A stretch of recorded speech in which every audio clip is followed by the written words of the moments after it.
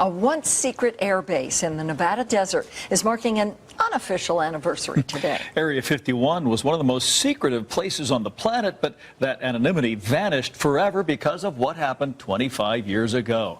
A controversial electronics whiz told a fantastic tale during a TV interview, and the story still reverberates today. The I-Team's George Knapp played a part in what became an international sensation.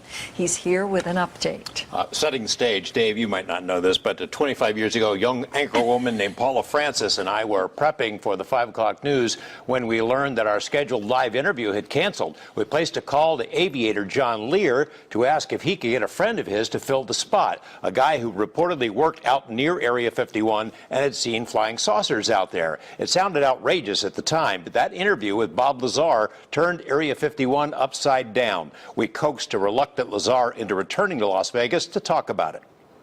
I don't know. Sometimes I really do regret it, and I almost feel like apologizing to him, saying that, you know, I'm sorry I let things out. Can I have my job back? 25 years after he was forever transformed into Bob the UFO guy, Bob Lazar says he regrets ever talking about flying saucers or a secret base in the Nevada desert or any of the things that made his name known all over the world. If there isn't a day I don't get emails, and, you know, I try and get this across to him. Look, I don't even want to talk about it anymore. You know, well, I don't believe the story. Great, pass it around.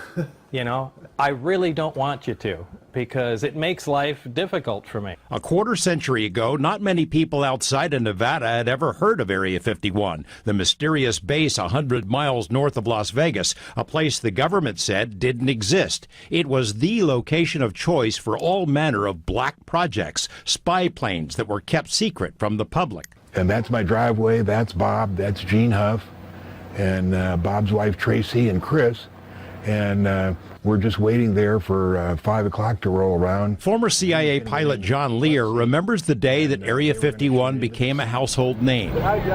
This is home video he shot as a KLAS news truck prepared to broadcast a live interview from Lear's home. Lazar was understandably nervous. Yeah, he was nervous because he was putting it all out on the line there. And here he was going to, you know, reveal all this secret that he'd signed, you know, that he was going to never tell anybody. It's not only a crime against the American people. In the interview, Lazar's face was hidden, and he used a pseudonym, Dennis, which was the first name of his boss out in the desert. Well, there's several, actually 9 flying saucers. Lazar claimed he worked intermittently at a location called S4 south of Groom Lake, the main facility of Area 51. He said the hangars had been built into the side of a mountain disguised as desert, and inside were a set of 9 flying saucers. Months later, he revealed his identity to the world and said the technology he'd worked on was from somewhere else, that it was being taken apart to figure out how it worked. The reason that they're round and have no sharp edges is to contain the high voltage. When you get yourself in position, the information exploded like a bomb, and in the quarter century since then, the world has beaten a path to Area 51's door. Every major news organization in the world has written stories. The base has inspired documentaries and TV dramas. Dozens of books have been written, fiction and nonfiction, hundreds of news articles, many of them critical of Lazar and skeptical about his background. His tale launched 1,000 product lines, every trinket you can imagine, along with assorted businesses, a AAA baseball team, and the world's only extraterrestrial highway running right past the entrance to Groom Lake. President Obama recently made a point of publicly acknowledging Area 51. What's really going on at Area 51? And former President Bill Clinton told Jimmy Kimmel he'd looked into those stories about space aliens. So first I had people go look at the records on Area 51 to make sure there was no alien down there. Even the Kardashians have made a trek out into the desert. That's a security guard. Look how you know, that story moved throughout the internet so quickly, and not just the internet, but news in itself. Like, it was in the first 48 hours after the broadcast, it was in Japan. Back in Las Vegas for a visit, Lazar recalls why he came forward in the first place. He had traveled to the S4 base only a handful of times, but began to get scared. I began to get worried in that, boy, they've given me all this classified information. They're not calling me anymore. They won't take my phone calls. And in the meantime, apparently they're deciding what to do with me. Look how bright it's getting. Look at it now. For a variety of personal reasons, Lazar couldn't keep the story to himself. He shared his tale with John Lear and Gene Huff. They and a few others made treks out to the outskirts of S4 because Lazar said he'd learned when the test flights of the saucer would take place. 3 weeks in a row, a glowing object appeared over the mountain. Look how bright it's getting. Look at it now. And just a few minutes ago, we saw one of the government extraterrestrial UFOs. The time when Bob said there would be a test, there was a strange light jumping around in the sky above the location where he said it would be at the time and date he said it would be. You know, here, the craft took off when I said it was taking off from past the mountain range, which was Papoose Lake, S4, south of Area 51, you know, in a restricted area. So it's not like anyone was out there with a model plane or anything. And, you know, flew around in incredible maneuvers that impressed everybody to the point where we got scared and got behind a car, fearing the thing was going to explode. But really, how do you explain that? It's bright right now. Lazar has more than his share of critics, including the poobahs of the UFO community who think he made it up. And he has holes in his background that have yet to be filled. But to date, no one has yet been able to explain how he knew those test flights would take place out there. Tonight at 11, we tag along as Lazar takes a tour of the Area 51 Museum exhibit that his story inspired. And over the next few days, we'll be adding material to our website, including the original series that we broadcast and some extended excerpts from this most recent interview. You remember that day? Has he ever backed off those original claims? No. Really Tells the same story right now. There you go. I saw a clip of our interview in Amsterdam in 1997. Never That dies. was a shock. Great job then and great job now, George. Thanks, George. At 11, with Paula Francis and Dave Crevassier. The news of Southern Nevada is now. It's been 25 years to the day since a live interview with a shadowy guy named Dennis changed everything for America's most secret military base. Dennis turned out to be a Las Vegan named Bob Lazar, who claimed to work at a secret facility built into a mountainside just south of Area 51. The story started a UFO stampede that continues to this day. Lazar has tried to put the flying saucer stories behind him and has been discredited in the eyes of some critics, but it is a story that simply won't go away. We coaxed Lazar into talking about the last quarter century of UFO craziness. The I-Team's George Knapp has the story. What better way to unwind after a long day than a glass of Groom Lake red wine from the Ailey Inn? Maybe spend a few minutes staring at the paintings you picked up at the Area 51 art show, while perhaps listening to the Bob Lazar music video. The story that Bob Lazar told 25 years ago this week has gone around the world many times over, inspiring books and TV shows and movies. Who knew that Indiana Jones' warehouse is at Area 51?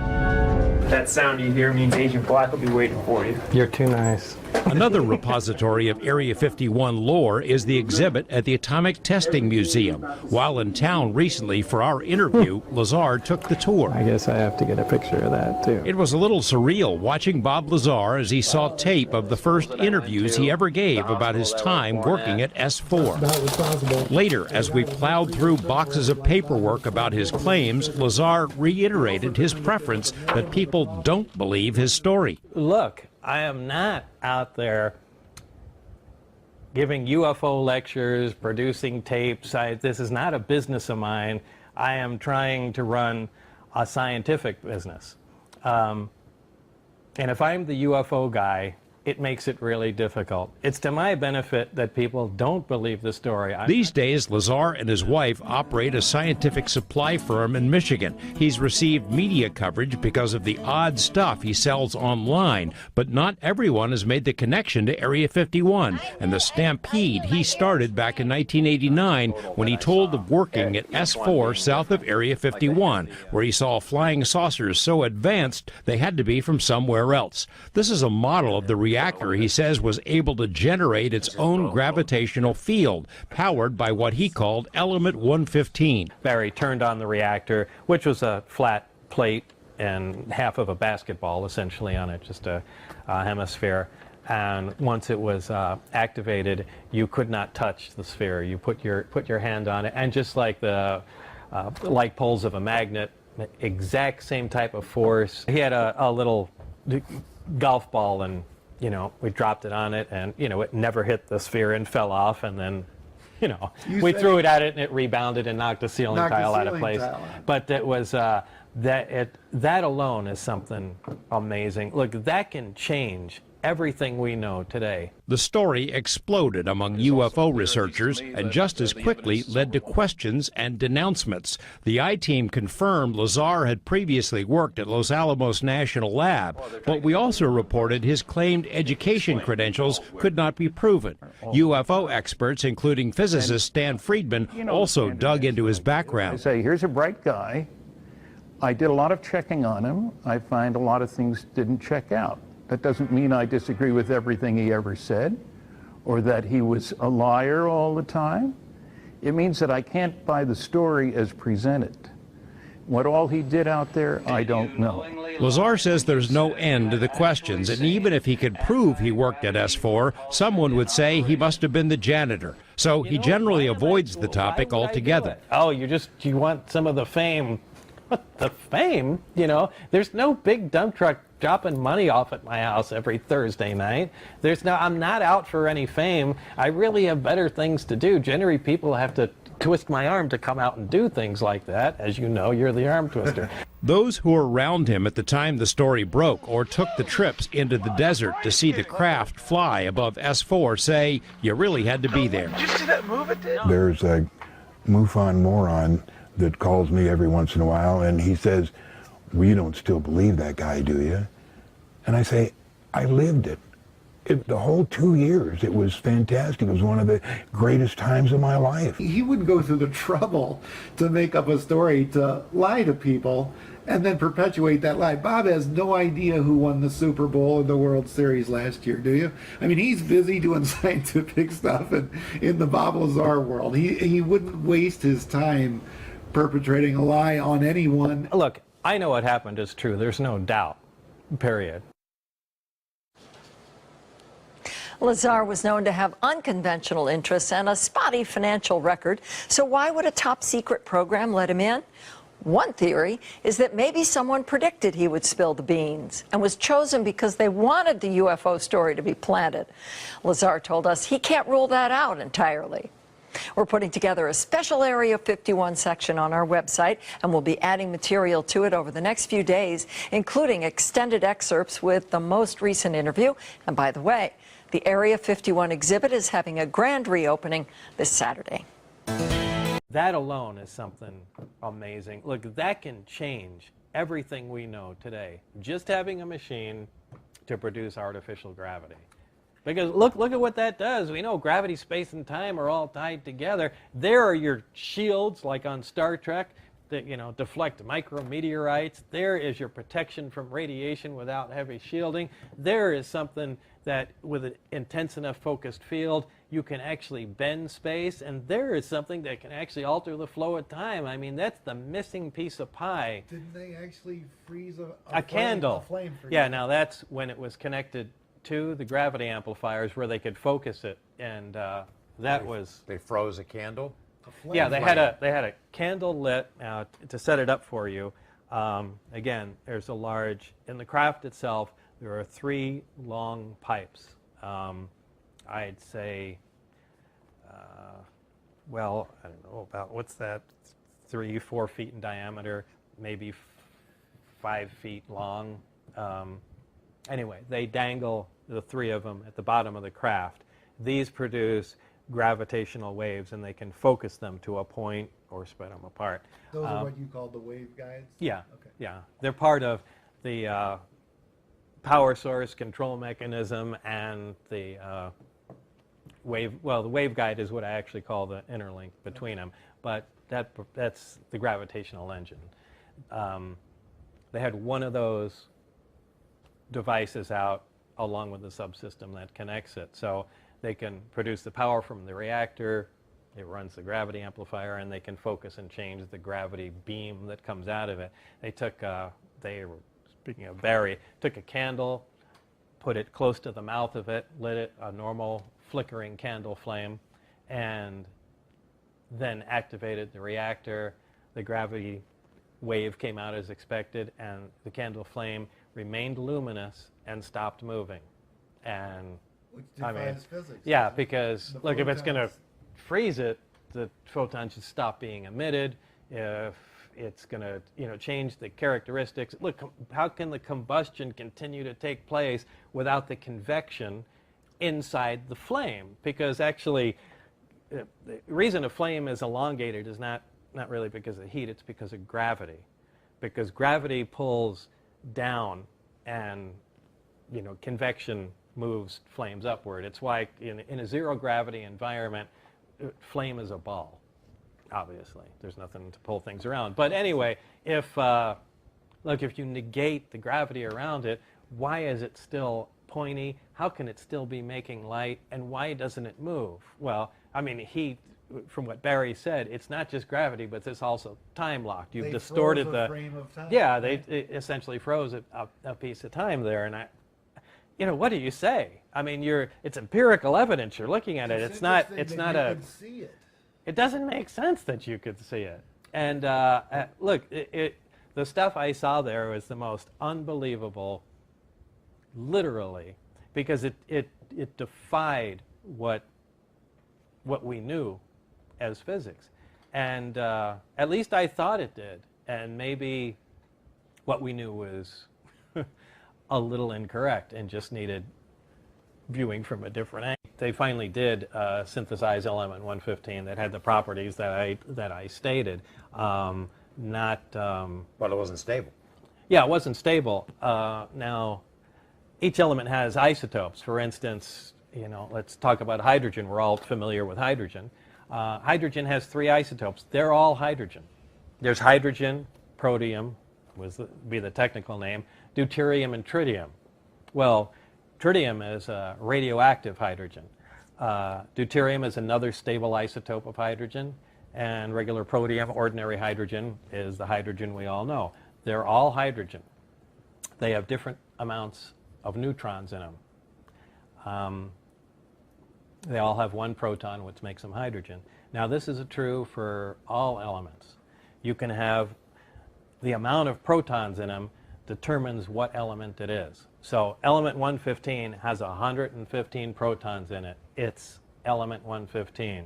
Now, depending on the number of neutrons it has, it will still be element 115, but it can be any number of isotopes of it. 115 undoubtedly has, many isotopes of it. We've synthesized 115. We made 1 isotope. We have a radioactive one. Now they just need to continue on working with it. I mean, they made just a few atoms, but we'll see what other isotopes they come up with. One of them or more is going to be stable, and it will have the exact properties that I said. Or could we make it? Or does it have to be natural? As you speculated about that Well, before. it's natural. It'd be difficult to find it. I do not think you can make that synthetically. It's just, it takes too much time. I mean, to make, an ounce of it or even a gram would take a tremendous amount of time because not all the interactions are successful. I mean, you can bang particles together all day long and one may get stuck and then you've got an atom, and how do you contain, this single atom? So how do we get 500 pounds of it? Where'd that come from? Well, it had to either be synthesized by the extraterrestrials that bought it in the first place, or, maybe there was a location where they came from where, look, this was a naturally occurring material. We know that all the material in the universe, essentially all the atoms of all elements, came from hydrogen. I mean, all you really need is just atoms of hydrogen to make anything. Once they start collecting together large quantities of them, gravity just begins to push them together under their own weight. As long as you have enough hydrogen, that'll continue until they finally crush down and ignite and produce a fusion reaction. And that starts a star. Once the star is burning, it begins to produce helium by fusing, so now you have another new element. Well, this continues on until the star burns out, begins to collapse, and when large enough stars finally do, they crush down, produce supernovas, and then produce a whole host of every element on the periodic chart, far beyond what we're the numbers we're used to, beyond 115. And, you know, maybe some of these, that's where all the gold, all the uranium, every element you have ever come from, including every cell in your body, has come from supernovas. That's the factory that makes elements. So if there was a location somewhere else that had bigger stars, multiple stars, that burped out more heavy elements than, you know, our local system did, maybe this is common, and you can find stable 115 like we mine for gold on, you know, on our planets, or uranium. It just depends. If they were lucky enough to have exotic materials like that, I find that easier to believe than somebody built a machine to manufacture such a difficult material. So it's sort of like a Rorschach test. Aha, they made 115. He was right. It really does exist. Somebody who doesn't want to believe it says 115 doesn't behave anything like Bob Lazar said. It's sitting around in a pile of 500 pounds or something, right? I mean, it's sort of like that. What is the... Right. You have to, I mean, you just have to start accumulating, whether you believe it or not, and I personally, again, I prefer you don't believe it. You know, just begin accumulating the facts that you can, you know, you can verify, and really be careful. But that drives them crazy. I mean, That's you need fine. to answer this. Now, I need an answer. How many times do you get that in a week still after all this time? I get there isn't a day I don't get emails, and you know, I try and get this across to them. Look, I don't even want to talk about it anymore. You know, well, I don't believe the story. Great, pass it around. You know, I really don't want you to, because it makes life difficult for me. I'm trying to do serious research. You know, I've got contract with governments and other companies for R&D work, and aside from, you know, other scientific interests, and I want this divorced. Look, if I went and did everything I can to prove my story, and reached a tipping point for where people like Stanton Friedman and, you know, people along those lines said, you know what, this is beginning to look factual. Do you know how that would annihilate me? That would destroy my business. It would make it impossible for me to operate. And, you know, I'd have a continuous flow of questions, annoying people, I'm sure offers to do things that I am not the least bit interested in. Which is how it was for years. Yeah. It was for years, Yeah. right? Look, I could have jumped on all that stuff. I could have, you know, at Area 51 sports drinks, and I could have been giving, look how many lectures. At one point I had, what's that talk show host that, oh, what's the guy's name? Which one? Geraldo, Suspenders. Montel, Old guy, suspenders. Larry King. Larry King. Yeah, I mean, I had an open invitation at one time for that show to come on. As the, you know, Geraldo, everybody, you know, I turned down everything. Montel Williams. I blew off movie scripts. I blew off all kinds of stuff because they couldn't stick to facts. Is there a part of you, though, that there's got to be part of you somewhere in there, even though it would be counterproductive, there's got to be part of you that wishes, God damn it, I know what happened, it's true. No, look, I know what happened is true. There's no doubt, period. There's no delusion, and there are some things I can say that will bolster the case, and I'm not going to. It's going to stay that way. I do regret, at this point, bringing anything forward. Look, at the time, I'm in my early 20s. I went, you know what, this is a crime against the American people. This is just BS, and everybody deserves to know what's going on. You know, and 25 years goes by, you get a little older, and your priorities change. And, you know, what they told me is, this is a security matter, and really, what's the public going to do without this? You know how reactionary they are? There's a bunch of different reasons this is being kept quiet. Nothing that they bother telling me, but the bottom line is they're right. The bulk of the people are complete morons. And I'm sorry, maybe they are right. And this really should just be information that's handled out on a need-to-know basis to some people where it would benefit.